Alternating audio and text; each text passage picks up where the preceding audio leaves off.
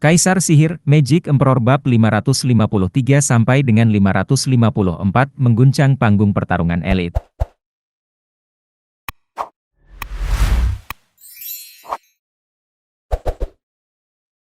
Pemimpin sekte yang terhormat, para tetua yang terhormat, karena Anda tidak membutuhkan saya akan pamit. Pamit.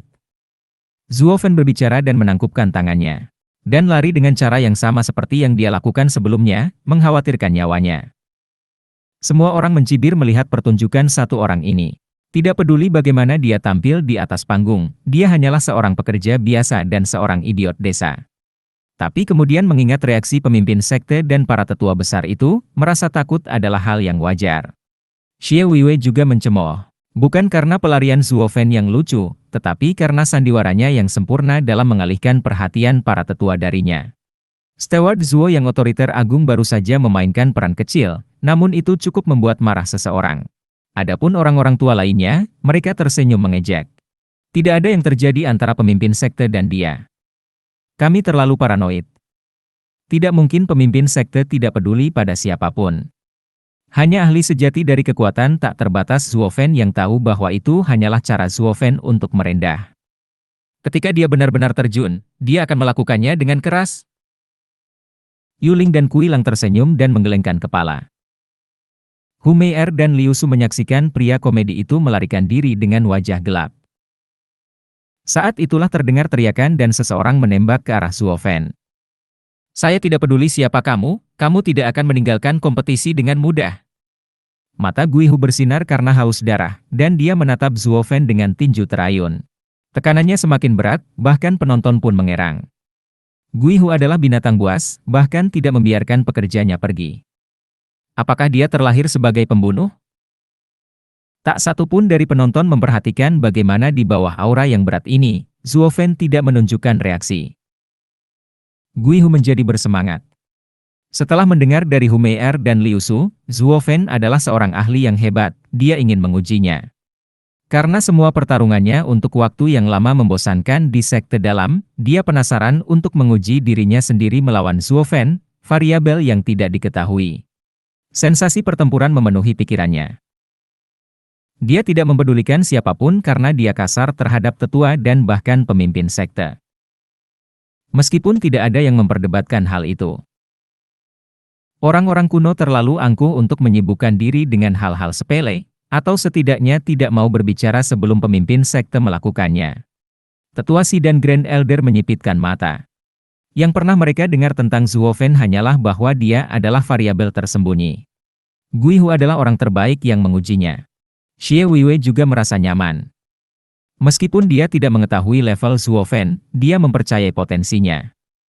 Sebagai seorang kultivator bone tempering, ia bertarung melawan ahli radian stage yang luar biasa. Huang Pu Qingtian, hingga mendapatkan hasil imbang. Dan sekarang dia berada di lapisan ke-8 dari surga yang mendalam, dia seharusnya tidak memiliki masalah dengan ahli radian stage manapun. Adapun Kui Lang dan 3 lainnya, mereka menggelengkan kepala pada Gui Hu yang kurang ajar itu. Kui Lang dan Yuling paling banyak. Mereka sangat jelas tentang kekuatan Zuo Fen yang ditangani seperti semut. Gui Hu tidak punya peluang apapun. Dia menuntut kematiannya. Sementara yang ada di pikiran Gui Hu hanyalah menguji dirinya sendiri selama beberapa ratus putaran dengan Zuo Fen. Sayang sekali dia akan sangat kecewa. Telinga Zuo Fen bergerak-gerak dan dia menoleh untuk melihat binatang buas itu datang. Di sini aku sedang mengurus urusanku sendiri dan kamu harus menghancurkan segalanya. Abaikan. Zuo Fen menggunakan sapu dengan tangan kanannya bersinar merah. Tawa Gui Hu terhenti saat pasukan yang datang membuatnya terkejut. Ini tidak mungkin. Zuo Fen baru saja mengayunkan sapu, namun dia menekannya. Bagaimana dia menjadi manusia? Sementara yang lain hanya merasakan angin sepoi-sepoi, Gui Hu mendapat beban terberat dari tekanan angin. Yang di hadapannya tidak hanya mengeluarkan asap, tapi juga mengeluarkan badai yang mengamuk. Sebuah kekuatan yang tak henti-hentinya menekannya untuk menghancurkan tulang-tulangnya dan mencabik-cabiknya. Berkeringat, untuk pertama kalinya Gui Hu merasa takut. Tapi dia berhasil melewatinya, melepaskan Yuan Qi-nya dan membuat telapak tangannya melepaskan cahaya abu-abu. Iblis dunia bawah. Guihu berteriak saat dia menghantam badai, tapi kemudian matanya merah dan hampir keluar dari rongganya. Hah! Guihu menyemburkan darah, kakinya menjejak trotoar, namun badai tetap mendorongnya hingga terjatuh, sementara bebatuan di bawahnya meledak keluar.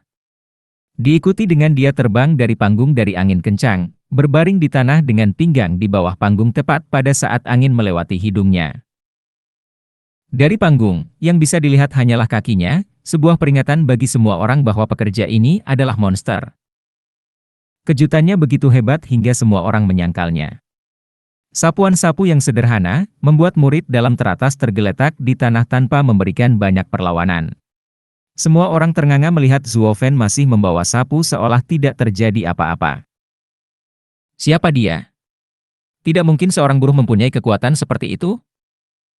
Sisi tetua Si bergetar di dalam. Tidak ada dugaan yang membantu mereka mempersiapkan diri menghadapi apa yang telah mereka saksikan. Setidaknya bukan karena kekalahan memalukan Guihu. Guihu bahkan tidak bisa menyentuhnya, murid batin terkuat tidak berguna. Kesenjangan antara keduanya sangat jauh. Para tetua tidak bisa berkata-kata, yang bisa mereka ungkapkan hanyalah keterkejutan yang tak ada habisnya. Xie Weiwei juga tidak berbeda, meskipun dialah yang merekrutnya. Dia dan Zuofen bertemu 3 tahun lalu. Dia punya beberapa dugaan bahwa dia akan menjadi kuat setelah sekian lama, tapi tidak terlalu kuat. Dia tidak mungkin mengetahui tentang transformasi yang terjadi setelah dia pergi atau tentang kekuatan lengan kilin. Melihatnya untuk pertama kali membuatnya sangat terkesan. Keanehan Zuofen membuatnya percaya bahwa memasukkan makhluk seperti dewa ini ke dalam sekte adalah hal terbaik yang telah dia lakukan dan masih banyak kejutan yang akan datang. Membayar pil kelas 9 yang sangat sedikit itu semuanya sepadan. Dia telah mendapatkan emas. Adapun 4 lainnya yang akan segera menjadi elit, mereka kehilangan kata-kata. Kui Lang dan Yuling bernasib lebih baik karena pernah dianiaya sebelumnya, meskipun jelas Zuofen hampir tidak mencobanya saat itu. Bagaimana monster seperti itu bisa ada di bumi hijau milik dewa ini? Hu Mei'er dan Liu Su berpenampilan aneh. Kekuasaan seperti itu tidak pernah terdengar bahkan di kalangan elit. Zuofen begitu kuat sehingga membuat mereka tidak berdaya dan getir, kehilangan pilihan untuk menghadapinya. Guihu merosot di tepi ring, pucat dan ngeri. Untuk pertama kalinya, dia merasa ini adalah saat terdekatnya dengan kematian. Dia tidak pernah mengira rekannya bisa memperlakukannya seperti semut dan membuatnya merasakan kematian. Ketenangan Zuofen terlalu menakutkan. Dia merasa seperti sedang menghadapi tetua dan bukan seorang pekerja. Dia bukan ancaman bagi Zuofen. 3 bayangan yang berjarak 1000 meter kehilangan kata-kata. Mereka mengira Guihu adalah yang terbaik yang ditawarkan kompetisi batin ini, satu-satunya yang layak untuk dibesarkan. Hanya untuk menemukan benih mereka yang menjanjikan dihantam habis oleh benih yang bahkan lebih biadab. Ketiga orang ini menyesali kebusukan sekte tersebut dan sekarang merasakan harapan berkembang tidak seperti sebelumnya. Kita harus menjadikannya sebagai elit. Salah satu bayangan meneteskan air liur, bersemangat. Ngomong-ngomong, siapa dia?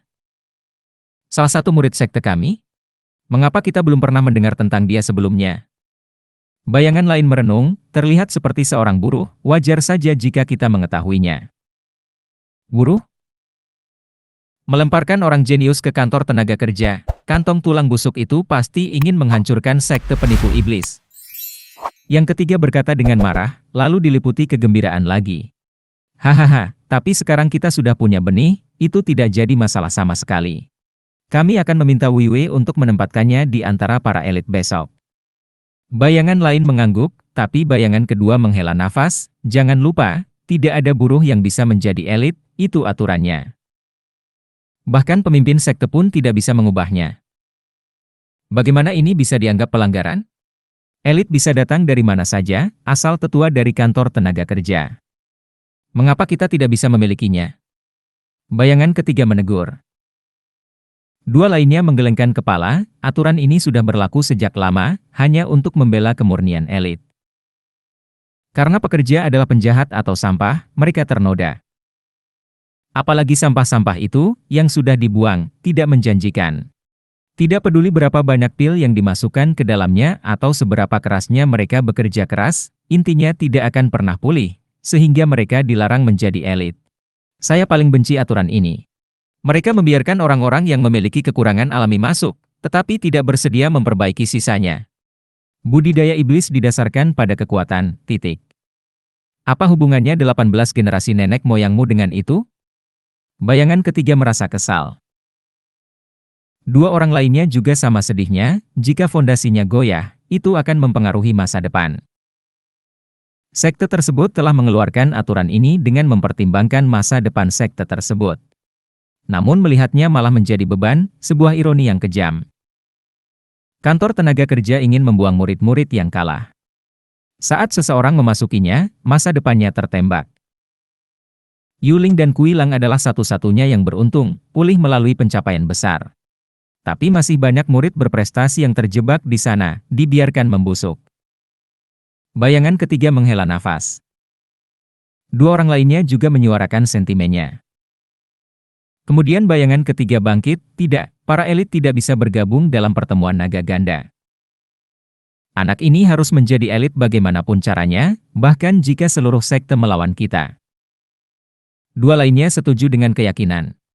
Sementara itu, di atas ring, angin kencang Zuofen membuatnya berantakan. Xie Weiwei tertawa setelah menenangkan diri, benar-benar pekerja sejati, menyapu semua kotoran. Tetua Si dan rekan-rekannya bergerak-gerak. Ejekan terang-terangan. Persetan dengan menyapu tanah ketika Zuofen baru saja mengusir Guihu. Xie Weiwei dengan jelas mengatakan bahwa Guihu, seorang kandidat elit, hanyalah kotoran yang menunggu untuk disingkirkan. Dia sedang bersenang-senang dengan hal-hal lama. Tapi karena Xie Weiwei berbasa-basi, mereka tidak bisa kembali lagi, hanya menyisakan kebencian. Terima kasih pemimpin sekte, ada lagi yang perlu dibersihkan? Zuofen menangkupkan tangannya. Hu Mei'er dan Liu Su diikat lebih kencang dari biola, mundur perlahan. Kuilang dan Yuling mengejek mereka.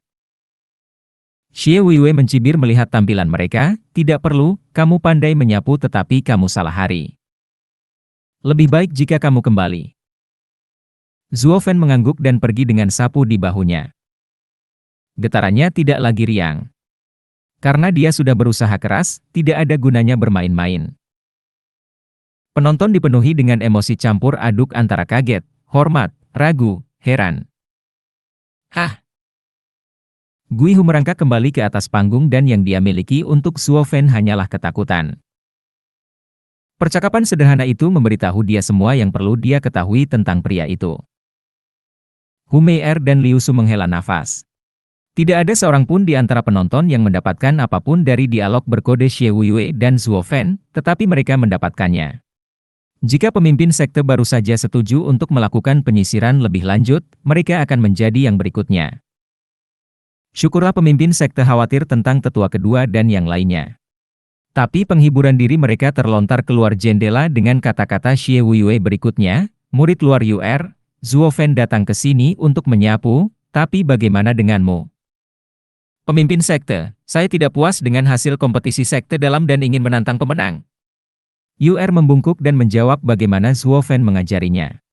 Yuling dan Kuilang diliputi kekhawatiran. Beraninya murid luar mengganggu kompetisi sekte dalam? Tetua Si meraung. Di lain waktu, dia tidak akan peduli, karena itu akan menjadi pemakaman mereka.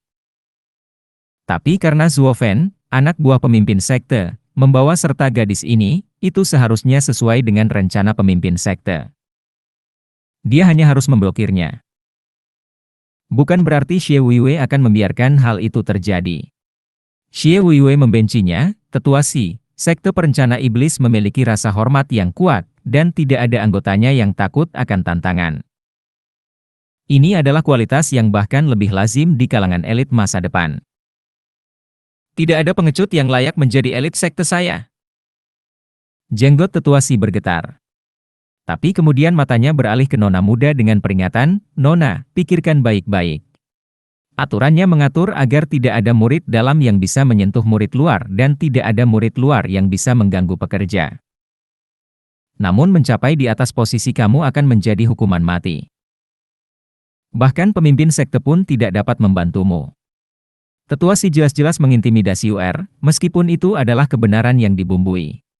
Tidak peduli siapa dia, begitu tantangannya aktif dan dia dalam bahaya, pemimpin sekte tidak bisa melakukan apapun.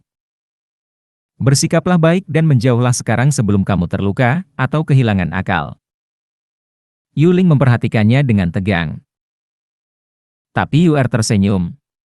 Terima kasih, Tetua Si, atas pengingatnya, tapi saya sudah membuat keputusan. Hahaha, sungguh berani. Xie Weiwei menghentikan upaya Tetua Si selanjutnya.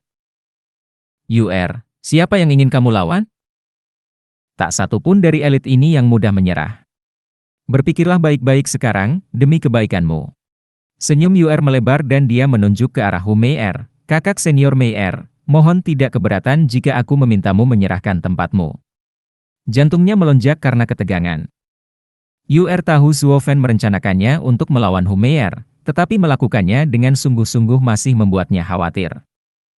Bahkan setelah semua pelatihan itu, Hu Mei-er berada di lapisan ketiga dari tahap radian saat dia berada di puncak tahap surga yang mendalam. Kesenjangannya sangat besar. Hu Mei-er tersesat sesaat sebelum mengejeknya. Hahaha, kepedulianku padamu tidak sia-sia. Aku selalu memperhatikanmu, tapi jangan berpikir bahwa kebaikanku adalah kelemahanku. Hu Mei-er melepaskan kekuatannya. Kui Lang dan Yuling berteriak, lapisan keempat. Rubah itu meningkat.